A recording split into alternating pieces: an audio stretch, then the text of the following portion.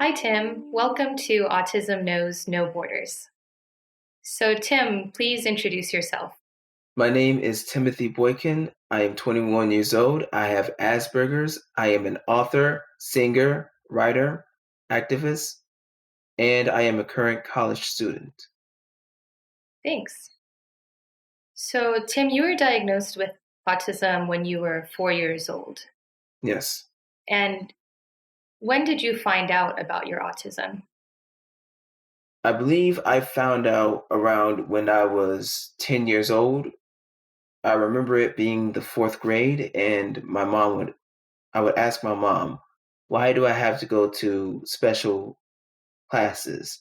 Like basically, I would usually get pulled out of my regular class into like special needs classes to learn about my pronunciations, about socializing with others, and I noticed other kids don't have to experience that.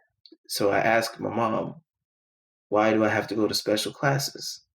And she said that I have Asperger's, which is a part of the autism spectrum, which um, which means that I have trouble with eye contact. I can be socially awkward, but my mom reassured me that she loves me and that she will always care for me. Did you know what autism was at that time? I did not know what it was. How did you feel when she explained it to you?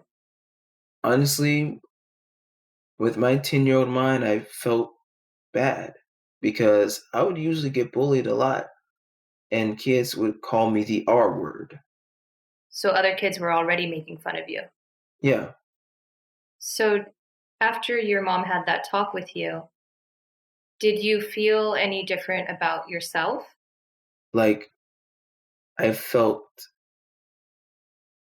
kind of weird. I was like at that weird point, like, wow, I am different than other kids in my school.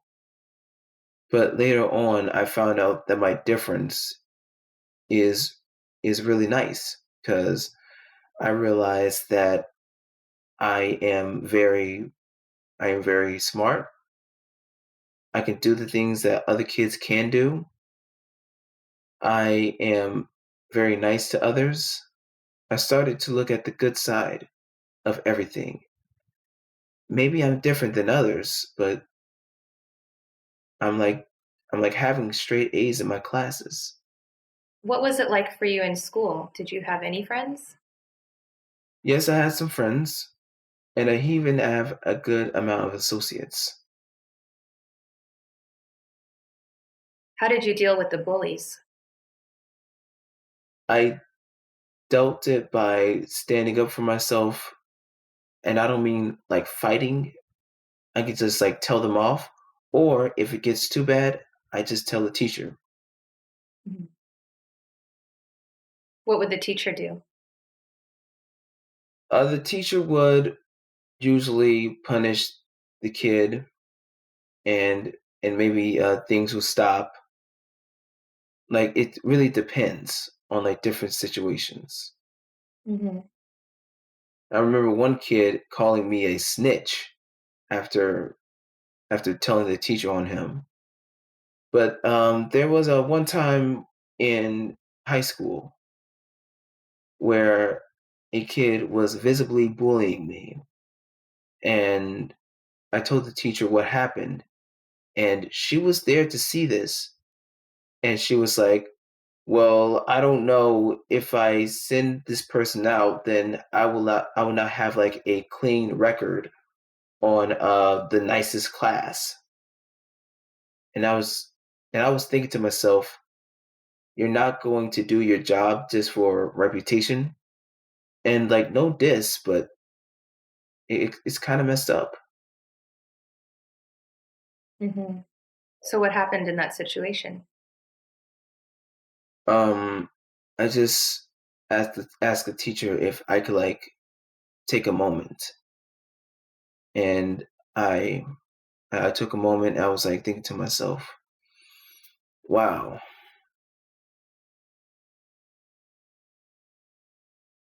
I was pretty sad about it. Hmm. And when you were in, I guess when you were in middle school and high school, were you proud of your autism? Were you being outspoken about it, or were you trying to hide it? I was pretty outspoken by it at first, and I'd even told everyone that I knew that I was autistic.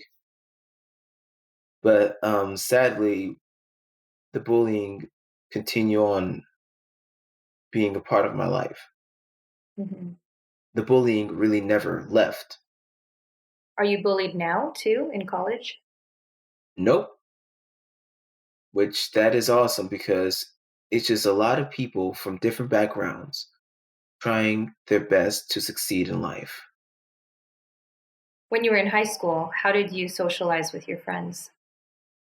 I might go up to them at the lunch table, seeing how their day was going, talk about the latest Marvel movie or the latest comic or action movie. My go-to interest is movies or comics, Hmm. and and even in class, I'll probably talk about the subject and what to do with homework or whatever. Did you ever feel awkward in social situations? Sometimes I do when it comes to meeting new people. What's going on for you in those moments? I might have like said something wrong or or just didn't know what to say. I was just thinking to myself, "Come on, Tim, think of something else to talk about. Think of something else to talk about." But it's like very rare that things are awkward. Are there any ways that you feel misunderstood? Like a lot of people have this stereotype about autistic people that they are just like bad kids, and there wasn't like a quote unquote um, rise of autism. And I just want to like say to that we are not bad kids or nothing. They they just really have like trouble processing some things. And even me being black myself, when I was like very young, I would be like be considered a bad kid. When majority of the times I'm good, I people just need to like be like, "Hey Tim, maybe you should like stop this. Maybe you should think about this in a different way." And I will be okay with that. So, are there specific things that stress you out about being autistic? What stresses me out is when there's conflict because I haven't been in much fights. And also, it can also be taken as like as stresses with autism and also as stresses with being black. Like just racial moments or racial tensions that also doesn't make me feel right. Like what? Um, let's say somebody calls me the N word, and I just like don't want to talk to them. Like I just like get out of that situation. Hmm. How does that make you feel? I just I feel pretty bad because I'm really not really a big fan of the word. Hmm. And I know black people say it amongst themselves, and I totally understand, but just like the history of the word, that's just like not really for me. Mhm. Did your mom also speak with you about being Black? Yes, many times. What were those conversations like? It was very amazing because my mom is very informative about a lot of things, but it's also very scary. Like I have to like do all of this stuff. I have to like jump over track after track after track just to just to show that I am all right. And what is so scary about racial tensions is sometimes the people who are out that are like supposed to protect the citizens are usually out to hurt them. We don't know who is a good protector or a bad. So how does that affect your day-to-day life? Like I go out and I live my best life. I try to be positive, but also I try to be careful. Like like whenever I'm driving, try to stay focused. Whenever I'm walking around, I try to I try to be respectful to all people. And and that is easy for me, but I mean trying to look out for every single route. Like try to watch my back. How old were you when your mom first had the talk with you? I believe that I was around the time of my early teens, like 13. It was around the era of Trayvon Martin and Michael Brown. And she really wants me to be careful, like being like a young man in my teens around that time with dealing with the police. Like try to put my hands up, say yes sir, no sir. Don't make any fast gestures and tell the officer what I am about to do. Mhm. She just like told me, "Hey, whenever you get pulled over by the officer, just try just try to be um okay. Try to be calm."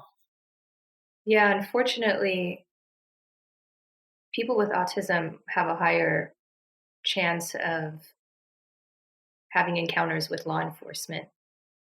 You know, the scariest part about it is 50% of victims of police brutality are disabled. Mhm. And when you say disabled, you mean not just autism. Yeah, not just autism. It could be bipolar. It could be it could be schizophrenia. Like anyone who might seem quote unquote different, they usually get targeted. Have you had any encounters with law enforcement? Now, personally, for me, I haven't. But I remember me being a kid, driving with my mom, and she get pulled over. And I believe one time she didn't make a turn signal in her own neighborhood, and the police was around, and the police officer stopped her just for missing a turn signal. He let her off with a warning. Everything was okay, but it was pretty scary. Mhm. Right, especially with all of the warnings she had been giving you. Yeah. And there was also another time where I was just driving home and there was a police officer following me. Now, I didn't think much of it. I did everything right. I was abiding by the speed limit. And but the weird part about that is when I turned into the neighborhood, the police officer made a massive U-turn and went back to where he was. I talked to my mom about that, and she said, Tim, that's racial profiling. And also, she's like happy that I managed to um, not be scared, not be jolty, but doing everything right. But it's kind of nerve wracking. Like I was thinking about what did I do wrong? Have you had any other encounters with racism growing up? Yes, I did, but it's not that much. Not a lot, but it's still too many. I remember one time I was at a clothing store and I asked a random customer about an item. And I also said to the female customer that her hair looks nice. And then later on, I was told to get out of the store. I texted my mom about it, and when she came by, the people said that I was quote unquote harassing her. And then the cameras, like my mom wanted to see the cameras to see if I was harassing her. And then come to find out, the video evidence showed me like just asking her a question and then complimenting her. I was not doing anything else. And so they let it go. And also, the manager was fired. So, how did you feel in that moment when they kicked you out of the store? I was a bit confused. Like, what did I do wrong? Yeah. I did not. I did not like try to hurt anyone. I'm not trying to be rude. I just asked a question and gave out a compliment. Hmm.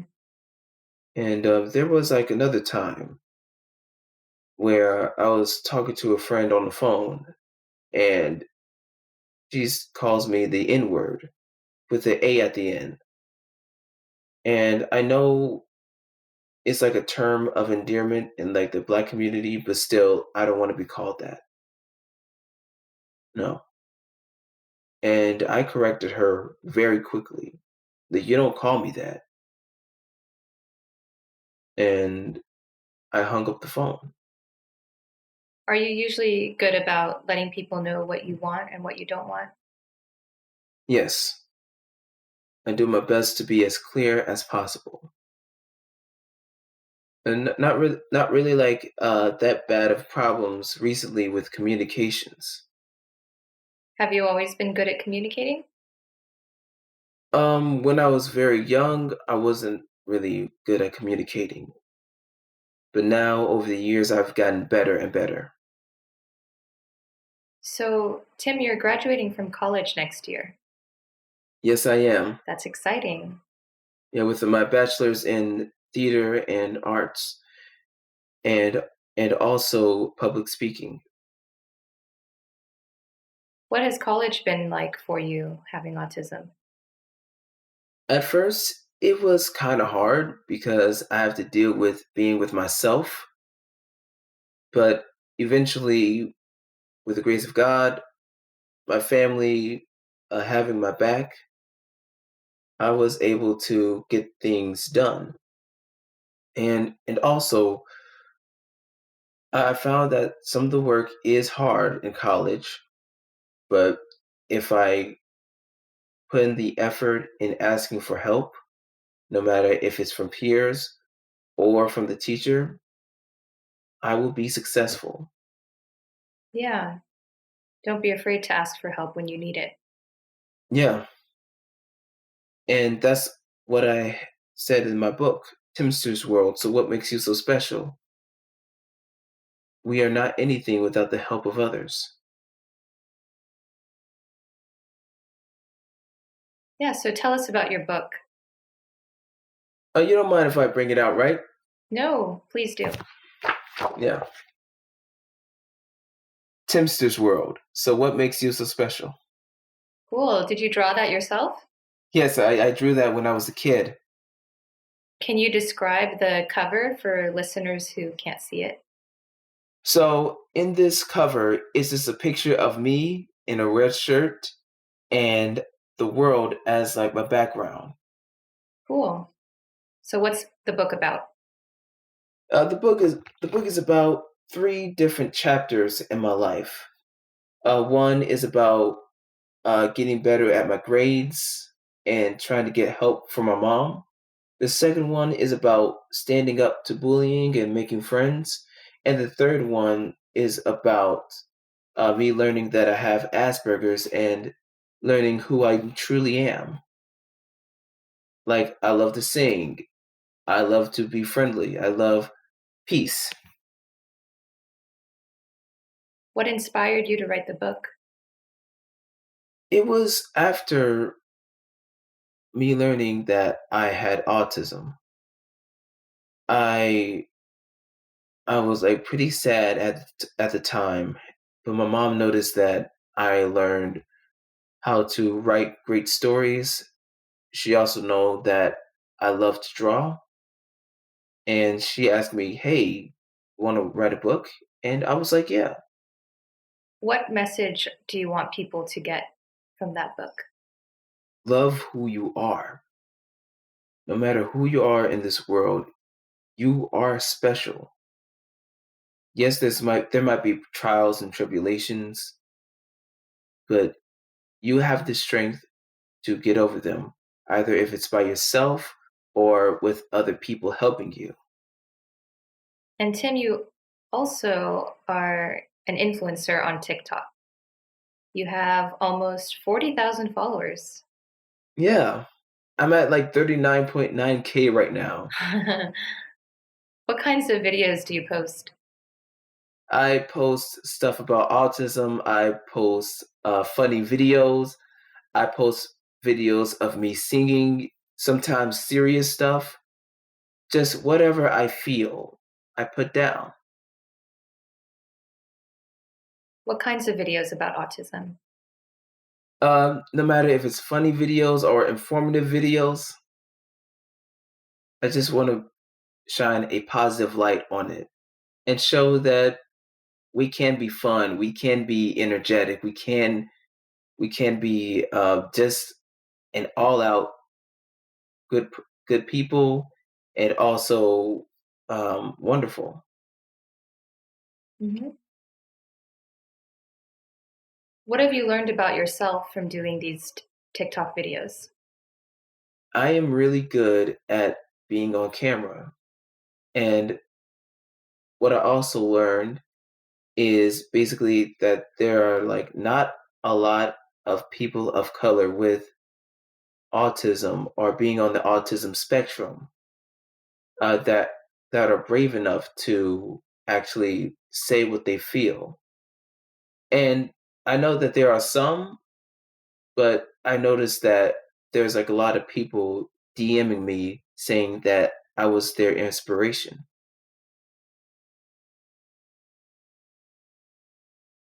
Mhm. So you've inspired them to do their own videos too? Yeah, so yeah, some of them.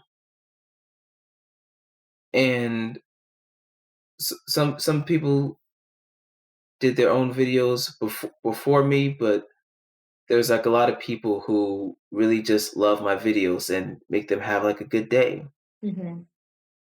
So Tim, do you feel like you can be yourself, or do you sometimes feel like you need to hide or mask something about your autism? Like at first I was honestly masking, but slowly I'm okay with being myself. What are some of the ways you were masking before? Basically by like not telling everyone like what I am scared of or like my worries or just scared that they will like reject me for liking comics, for liking um, fun stuff, or or like my special interests. But later on, I found that I am I am okay with being myself, dressing up in like funny costumes and like showing action figures, showing my creative world. What are your plans after graduating from college? I want to continue on with TikTok, but I also want to continue on making music.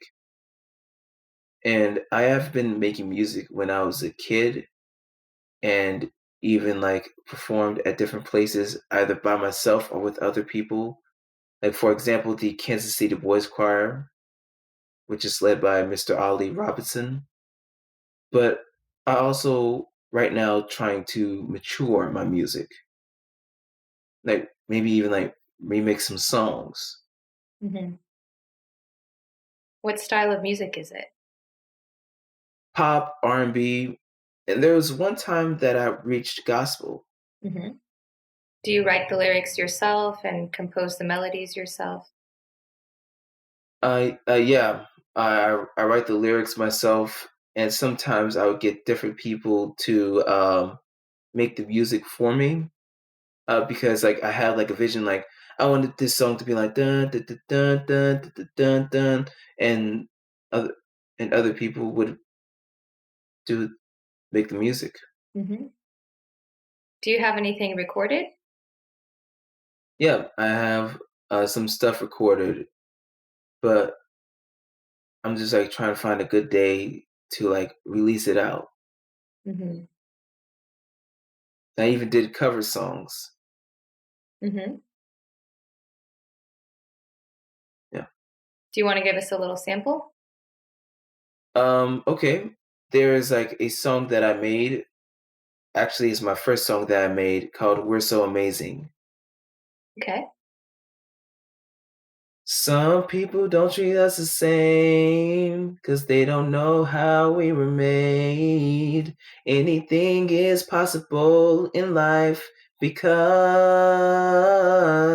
we can love, we can be successful. Anything is possible if you just believe that we are amazing. We are so special if you believe that we can love. We can be successful. Anything is possible if you just believe that we are amazing. We are so special if you believe we're so amazing. We're so amazing. Yeah, we're so amazing.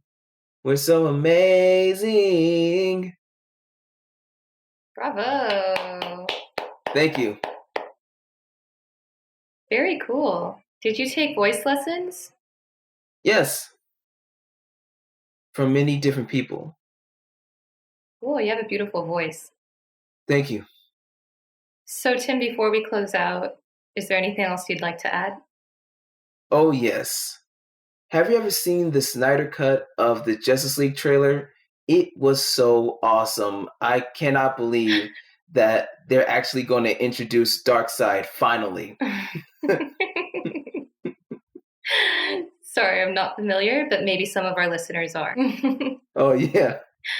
um, Tim, do you have any advice for anyone in particular, maybe other people with autism or their family members? Yes. For everyone who has autism or on the autism spectrum, I don't care what ethnicity you are, who you love, or whatever, but I just want to tell you that I want you to keep doing what you are doing if you are doing it positive. Like, keep on believing in yourself, keep rising up, and be yourself. And I also want to um, I want to say thank you to the parents of autistic children or autistic people. Um, if you're like teaching them right, just keep on teaching them, keep loving on them no matter what. And also for the teachers, if you are a teacher who love your students who are autistic, keep doing that because you are making a real impact in their lives. I just want to say to everyone that I love you all and always be kind to one another. Tim, I think you're doing something really important by inspiring other young people with autism. Thank you. So please continue making your fun videos to keep people informed about what autism is and to not be afraid to speak up about it. Thank you so much. Thank you, Tim. You're very welcome. Take care. Thanks for tuning in to Autism Knows No Borders. Tim's stories reflect the daily realities of many autistic people. He used to mask his emotions and interests in fear of people rejecting him. With the support of individualized services at school and his loving mother at home, Tim was eventually able to celebrate his differences and accept himself for who he is. Tim's experiences also parallel the daily realities of many Black autistic males in the U.S. From a young age, Tim felt that he was seen as a bad kid for being autistic and Black. The combined stressors of being Black and autistic can negatively impact a person's mental health. Anxiety disorders are almost 25% more prevalent among autistic people than among the neurotypical population, with Black people in general already being at least 7% more likely to develop them than other Americans. Additionally, as mentioned in episode 12 with Joy Johnson, individuals with autism have a higher likelihood of being approached by law enforcement, and the odds are even greater if they're also people of color. For links to the statistics referenced, please visit our show notes. As we promote equality for people with different abilities, it's important to examine the intersectionality between racism and ableism in order to create a world that is truly accepting of all diversity. You've been watching Autism Knows No Borders. If you like this video, please give it a thumbs up and subscribe to our channel. Also, we'd love to hear from you, so let us know what you think in the comments section. Click here to watch another interview from our podcast. You can also find us on your favorite podcast app.